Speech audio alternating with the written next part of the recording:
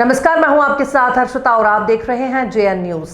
चैत्र नवरात्र के चौथे दिन मां दुर्गा के चौथे स्वरूप मां कुष्मांडा की पूजा अर्चना बड़ी श्रद्धा भाव के साथ की जा रही है। हरिद्वार से करीब 7 किलोमीटर दूर रानीपुर के घने जंगलों में स्थित सिद्धपीठ मां सुरेश्वरी देवी मंदिर में सुबह से ही भक्तों का तांता लगा हुआ है। सुरकूट पर्वत पर विराजमान मां सुरेश्वरी के दर्शन के लिए श्रद्धालु कठिन रास्तों को पार कर मंदिर पहुंच रहे हैं और विधि विधान से पूजा कर मां का आशीर्वाद प्राप्त कर रहे हैं। मंदिर परिसर भक्ति और आस्था के रंग में रंगा नजर आ रहा है, जहां भक्त माता को प्रसन्न करने के लिए विभिन्न प्रकार के भोग अर्पित कर रहे हैं। मान्यता है कि मां कुष्मांडा ने अपनी मंद मुस्कान से पूरे ब्रह्मांड की रचना की थी, इसी कारण उन्हें कुष्मांडा कहा जाता है। मां की आराधना से सुख शांति समृद्धि और उत्तम स्वास्थ्य का आशीर्वाद प्राप्त होता है। मंदिर के मुख्य पुजारी कीर्ति वल्लभ तिवारी के अनुसार नवरात्रि के दौरान मां की पूजा करने का विशेष महत्व होता है और इन 9 दिनों में देवी के अलग अलग स्वरूपों की आराधना से भक्तों की सभी मनोकामनाएं पूर्ण होती हैं।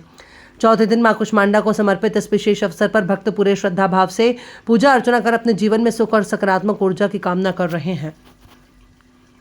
क्या नाम है? अमित गोयल। नवरात्रों में विशेष महत्व होता है और 9 दिनों में माता की पूजा होती है और 9 दिनों में किसी ना किसी मंदिर में जाना चाहिए। तो जैसे हम जॉब वाले हैं, हमें जब छुट्टी मिलती है तो हम माता सुरेश्वरी देवी के दर्शन करने आए हैं। ऐसे किसी नेक्स्ट छुट्टी में हम माँ मनसा देवी के दर्शन करेंगे। हरिद्वार में तो देवियों का वास है पहाड़ों पे, तो हमारे लिए नवरात्रे हिंदू धर्म में बहुत ज़्यादा महत्व रखते हैं। नवरात्रों में पूजा का विशेष महत्व होता है। व्रत रखने चाहिए, माता की जोत जलानी चाहिए और पूजा करके हर तरह से शांति मिलती है और अपने कोई वरदान हो तो वो भी पूरा होता है। माँ भगवती, माँ सरस्वती जो है आज कुष्मांडा स्वरूप में पूजी जाती हैं। इनका ध्यान किया जाता है कुष्मांडा का। इस स्थान पर समस्त देवी देवताओं माँ भगवती की आराधना कर रखी है, उनको मनवांछित फल की प्राप्ति हुई है।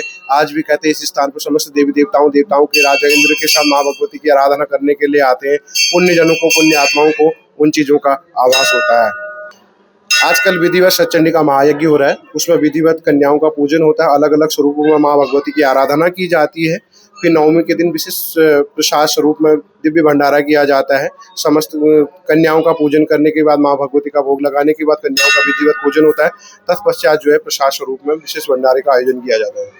वही है सर्वमंगल मांगल्ये शिवे सर्वार्थ साधिके शरण्ये त्र्यंबके गौरी नारायणी नमोस्तुते। सर्व कामनाओं को संपन्न करने वाला ये विशेष मंत्र है।